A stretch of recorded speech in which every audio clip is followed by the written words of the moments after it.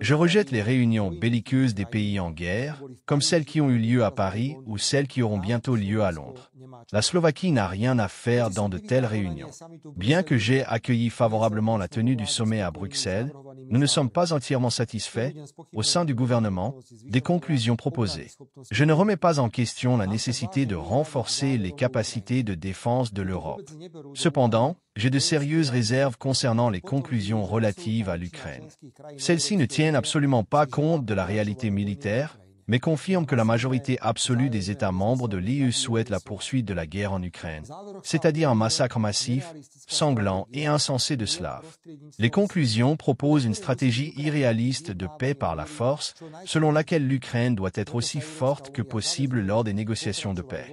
C'est pourquoi l'UE s'engage à poursuivre son soutien politique, financier, économique, humanitaire, militaire et diplomatique à grande échelle en faveur de l'Ukraine. Selon moi, la stratégie de paix par la force a été inventée uniquement pour justifier la poursuite de la guerre. La Slovaquie ne participera à aucune aide financière ou militaire à l'Ukraine. Contrairement à d'autres, nous avons un intérêt à un cessez-le-feu immédiat et à des négociations de paix intensives. L'UE, dans ses propositions, ne mentionne pas du tout l'arrêt immédiat des massacres. Cela ne peut se produire que dans le cadre d'un accord de paix global. Et si cet accord intervient dans 2 ans, allons-nous rester les bras croisés à regarder les Russes et les Ukrainiens s'entretuer? Lors de mon intervention à la conférence des États-Unis, j'ai publiquement déclaré que l'UE devrait aider le président américain à mettre fin à la guerre le plus rapidement possible. Une fois de plus, il est confirmé que l'UE ne veut pas aider.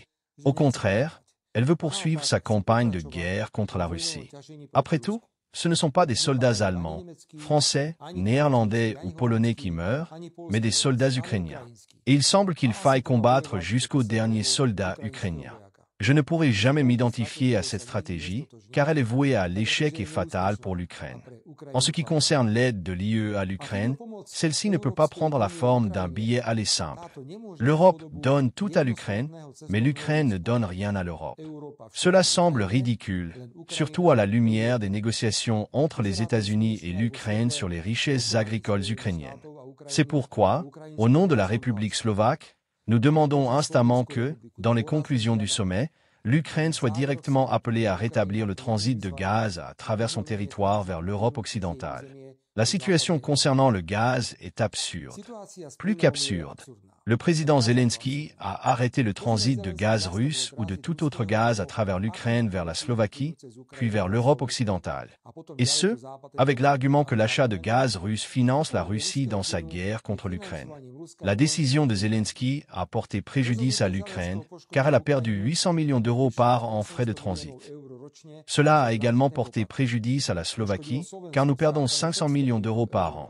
Et cela a porté préjudice à toute l'Europe, car cela a immédiatement fait grimper les prix du gaz à des niveaux records et a provoqué une grande nervosité sur les marchés. Pour rendre cela encore plus absurde, l'Ukraine a aujourd'hui besoin de gaz comme de pain. Alors, où l'achète-t-elle? En Europe. Ce qui aggrave encore la crise du gaz. Et elle abuse du droit européen, qui oblige les propriétaires de gazoducs sur le territoire de l'Union européenne à transporter ce gaz européen vers l'Ukraine. Ainsi, des commerçants étrangers poussent le gaz de l'Europe vers l'Ukraine, y compris via la Slovaquie. Devinez de quel gaz européen il s'agit. Bien sûr, il s'agit de gaz russe, qui arrive en Europe via le Turk Stream ou sous forme de gaz liquéfié, car la Russie est désormais le 2e plus grand fournisseur de gaz liquéfié vers l'Europe. Ainsi, l'Ukraine achète du gaz russe, le paie et finance ainsi les dépenses de guerre de la Russie. Ce n'est même plus drôle. Aujourd'hui, la Russie gagne extrêmement bien sa vie grâce aux prix élevés causés par Zelensky. L'arrêt du transit via l'Ukraine n'a porté préjudice qu'à l'Ukraine et à l'Europe, et n'a même pas effleuré la Russie. Et ensuite, vous êtes censé aimer Zelensky. Pire encore, la Commission européenne ne fait rien face à tout cela. Nous faisons pression sur elle, mais il semble que l'idée de la guerre en Ukraine l'emporte, et en son nom, toutes sortes d'absurdités sont tolérées. Une chose est sûre, pour l'Europe, il n'y a pas de solution plus raisonnable que de rétablir le transit via l'Ukraine. Si Donald Trump est capable d'obtenir la moitié des richesses minérales de l'Ukraine, alors si l'Union européenne le voulait, le transit du gaz pourrait être rétabli en 24 heures. Mais elle ne le veut pas. à cause de la Russie. Et pendant ce temps, les États-Unis et la Russie négocient le rétablissement des vols directs entre eux. Il semble que le 6 mars, à Bruxelles, ce sera animé. Et si d'autres opinions et arguments ne sont pas pris au sérieux, il pourrait arriver que le Conseil européen n'approuve aucune conclusion. Chers amis, je suis également préoccupé par le silence de la Commission européenne dans le cas du candidat à la présidence roumain qui a remporté le premier tour des élections. Comme le candidat a des opinions différentes de celles qui sont attendues, le premier tour a été annulé et le candidat victorieux est confronté à de graves accusations criminelles qui pourraient le conduire en détention, ce qui l'empêcherait bien sûr de se représenter.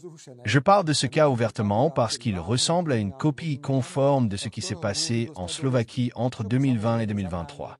En tant que leader de l'opposition, j'ai été accusé à 4 reprises pour des activités politiques. J'ai été détenu pour m'empêcher de participer à une manifestation automobile que j'avais organisée. J'ai été illégalement écouté et surveillé dans un pavillon de chasse sous prétexte de braconnage. Et je ne suis pas allé en prison uniquement parce que le Parlement m'a soutenu lors d'un vote très serré, 74 contre 76.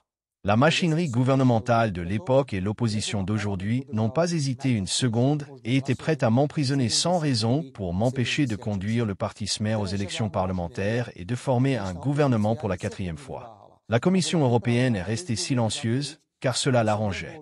Elle avait en Slovaquie un gouvernement vassal, capable de faire tout ce que la Commission européenne souhaitait. Et cela était probablement plus important pour la Commission que les droits de l'homme ou l'essence même de la démocratie en Slovaquie. Je n'ai pas l'intention et je n'interviendrai pas dans les affaires intérieures de la Roumanie. Cependant, il y a tellement de similitudes avec la Slovaquie que la Commission ne devrait pas rester passive simplement parce que le candidat à la présidence a des opinions différentes de celles qui sont attendues. Soit nous avons une démocratie en Europe, soit nous admettons ouvertement que tout politicien ayant une opinion différente de celle obligatoire peut être poursuivi et emprisonné sans raison, simplement pour le faire taire. Je crois que la Commission examinera la situation et soit constatera que toutes les accusations sont justifiées, soit lèvera un doigt d'avertissement. Chers amis, nous avons aussi en Slovaquie des démocrates bien rodés. Il est intéressant de voir comment le président de la Slovaquie progressiste, M. Imeka, évite la demande du gouvernement de révéler comment sa famille et ses proches vivent des subventions et des subventions. M. Imeka a été démis de ses fonctions de vice-président du Conseil national précisément parce que sa famille avait des pratiques douteuses dans l'utilisation des subventions et des subventions. Maintenant, nous avons même une nouveauté. Les organes de l'Union européenne poursuivent une exécution forcée contre la mère de M.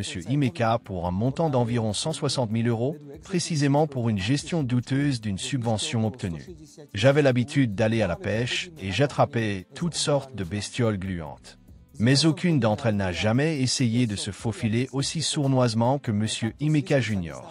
Dans le cas de sa mère, il ne s'agit que d'un écart comptable. M. Imeka, un écart comptable, c'est quand vous devriez avoir 101 € et que vous en avez 103. Une exécution forcée de 160 000 € n'est pas un écart comptable, mais cela sent la fraude colossale. En demandant la publication du montant total, nous ne faisons que masquer les problèmes et attaquer sa pauvre famille.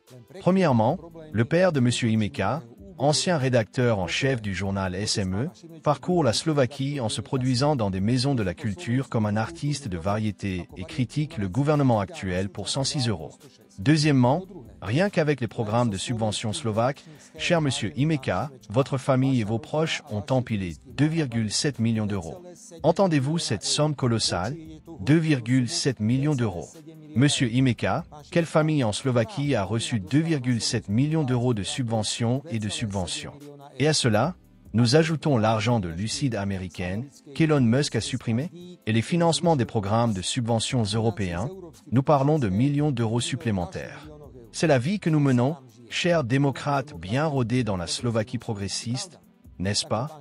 Alors, Monsieur Imeka, il serait préférable que vous vous taisiez, car après ces 2,7 millions d'euros de programmes de subventions slovaques, nous comptons aussi vos sous européens et surtout américains.